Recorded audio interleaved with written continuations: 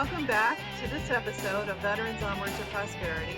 I'm your host, Master Sergeant Retired Anna Maria Bliven, and I'm talking with Megan and Justin about a very, very serious topic. In the military experience, we've got to have our family taken care of so that we're also taken care of as military members. All right, so in a situation where they need to reach out for support, they reach out to the commander? No. No. They reach out to the commander's wife or husband? No. Let's talk logistics here. Where do they reach out? So hopefully, in this case that we're talking about, say your soldiers deployed overseas, hopefully you've already had a chance at this point to interact with your family readiness group. So your FRG team, which is not just one person, typically you will have a leader, a treasurer, secretary, and then what we call key callers. Key callers' jobs are basically to call, pass on announcements, check in, make sure everybody's doing okay. And then also you may receive a call from someone like me where you're getting a monthly call just saying, hey, how are you? How's things going? Do you have any questions? Are you worried about anything? Is there anything I can help with? And so hopefully you're going to be given contact both by the unit. And then again, somebody's going to call you in the first month or so of a deployment and say, this is who I am. This is my number. And so you're going to be tied in. In the event that that does not happen, then you would actually contact the unit's rear detachment and they would have that contact information on hand. So just call the unit. Right. So the rear detachment number would be something that you should have on your refrigerator. Yes, absolutely. Because that's your lifeline. Mm-hmm. You know what I mean? Yeah, we tell every we have these trainings called Yellow Ribbons, and I highly, highly recommend that anyone who is getting ready to go through a deployment with their soldier, even if your soldier is like, oh, it's just meetings, you don't need to be there all day, go to the Yellow Ribbons because they are actually not for the soldiers. They're really more for families because the soldiers get this information all the time, but our families don't. So go to the Yellow Ribbons.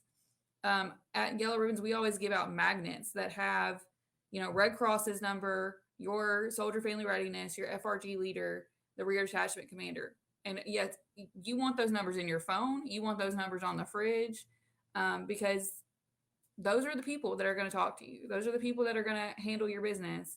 And you absolutely do not want to be the spouse that calls the commander overseas. No, so, that is a big no-no. Yes. Big no-no.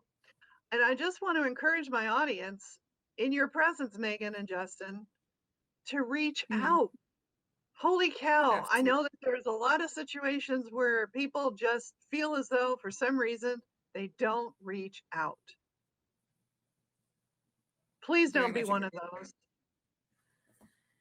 And we tell our soldiers all the time, like, even if you think that this is your 5th deployment, you've done this 15 times, you don't think that your wife's going to need anything.